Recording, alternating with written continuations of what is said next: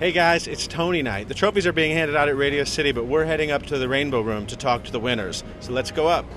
This is Alice Ripley, of course, who just very deservingly won the Tony Award for Next to Normal.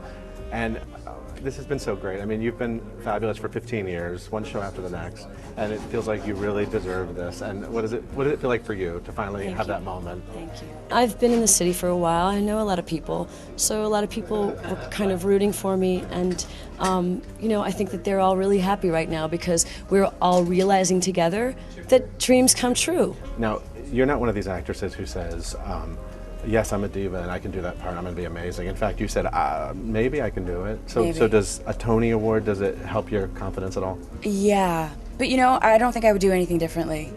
The fact that I wasn't sure, it made me try harder. And I think if I'd have gone into it thinking, I got this, I don't know if I'd be sitting here. August Wilson writes obviously beautiful characters. Did you know when you got this part, this was something that could lead to a moment like this? No, because I always think, oh God, now I got to do it. If I get the part, I would say, when I get the part, they give me a part, I say, oh Jesus, now I got to do the part. It's scary, because this was, wow, this part is monumental. I said, wow, now I've got to do it. That's scary. This is not in the equation. So here we are with Marcia Harden, who just won a Tony Award for her hilarious performance in God of Carnage. How does it feel tonight? It feels really good. Look at that. It whirls around. It just feels great. I wish that Hope and I had tied. That would have been cloud nine for me. But Jeff is here, James is here, Hope is here, and I'm over here. So they each get a side. Yeah. I'm just in custody of it. You are now a special theatrical event. Yes. How did it feel winning tonight? I feel sensational. I can't ever remember wanting anything as much as I wanted this, because we worked so hard on it, And we worked for 2.5 years. This just didn't happen. We went all over the world tweaking and honing and rehearsing every day for 2.5 years. How was it up there? I don't know yet. I'm actually going to have to go and watch the replay because I don't really have a memory. My wife and the cast, because we went right on stage afterwards to do the riot number, so they had to tell me basically what was going on. I don't really remember the whole thing. Did you forget to thank anyone? No, I mentioned the people that I wanted to mention.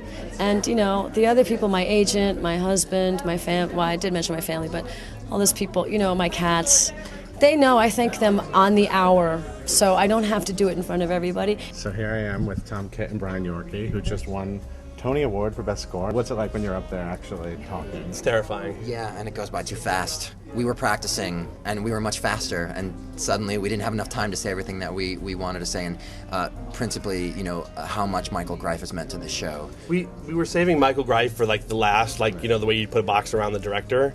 Michael Greif, we wouldn't be here sitting with you without Michael Greif. I mean, he is, I'm getting a little verklempt talking about him. He's been everything to the show, so I should storm the stage. I should wrest the microphone from Neil Patrick Harris's hand and say that to the world. But they'll see it on Broadway.com. I have no idea what I said.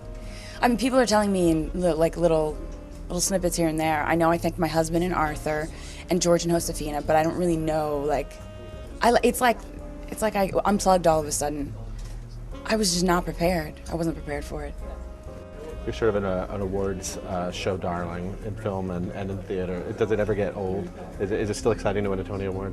Do you know, I'm more nervous about this award show than I've been about any other award show for years. And it's because of the kids.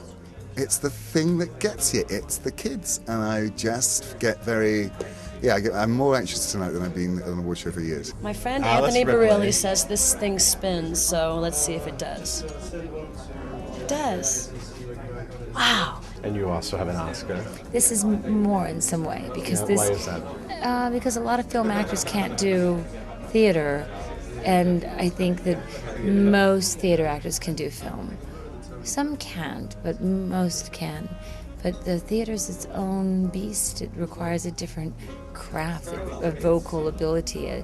You don't have an editor. You're your editor. Were you really worried about Will Ferrell maybe taking this Tony from you? We were. I mean, the two of us were nose to nose out in the hallway, just yakking away. I said, "Are you nervous, Sam?" He said, "Yes." I said, "Good." But it was so exciting to be up there with everybody. That opening number was thrilling, wasn't it? Ooh, man. Now, you've had a long, amazing career, one great role after the next. You finally got honored with a nomination, and you won. What does it feel like to be at this point in your career now? I think I don't know. I'm just thrilled that that's happening on this job, because this job has been the most gratifying, and to have this happen with this role is it's mind-numbing. You always sort of talk about your struggling years as an actress, and you talked about lugging the suitcase up, which is so great. What was that actress then? What would she have thought of this moment? She dreamed about it. That's the thing, there was a naivete, I think, of me coming to New York because I didn't know anybody. I'd never lived here. I didn't know any of this scene. All I knew was I wanted to be a part of it. And when I got off the bus, I was in a leotard and leg warmers, with a suitcase. But then you realize that it's going to be work, and that's what it was. You've had ups and downs with shows, right, over 15 years, and it's not the easiest business to have a career in. And actually, when you were in LA a couple of years ago, I was worried you weren't going to come back to Broadway. Was this moment sort of far off for you over these years? Yeah, my last show was in 2001, and I was doing Janet. I was playing Janet in the Rocky Horror Show. And I remember at that time, somebody, I can't remember who it was right now, I can't recall her name, but an actress had returned to Broadway that hadn't been on Broadway for 8 years. And I remember, because I just did this whole slew of shows in a row. Did all these Tony shows, and, I was really lucky to work so much. But I thought, wow, is it going to be that long before I'm back on Broadway? And it was actually longer. It was just about the same, maybe a little bit longer.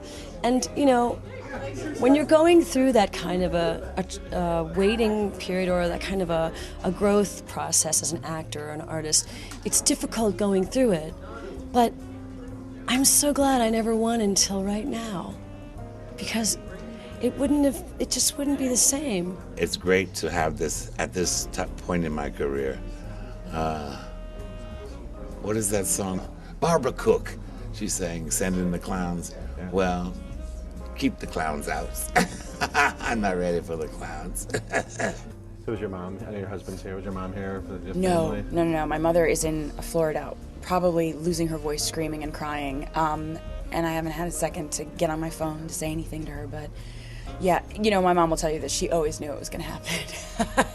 Mothers have a way of always knowing these things. But yeah, she's probably losing her mind. My husband, I think he might have cried. So where's this little trophy going to go? Well, in my house, number one. But I don't know whether here or in California yet. I may have to take it to California to show people, but maybe I'll just take a picture and leave it in New York. So what are you going to do with this thing? Well, we have 2 horrible cats that break everything in our house, so I don't know what we're going to do, really. We're going to have to build some sort of sturdy glass enclosure. Shrine. Yeah, and it can't be high because they jump. It can't be low, you don't want it on the floor. I don't know what we're going to do, quite frankly. I didn't think I'd get it, so I have no plans. I'm going to put it anywhere but my office, because I think it would be terrifying to try to write anything else with a Tony sitting there on the shelf. So maybe somewhere in the kitchen.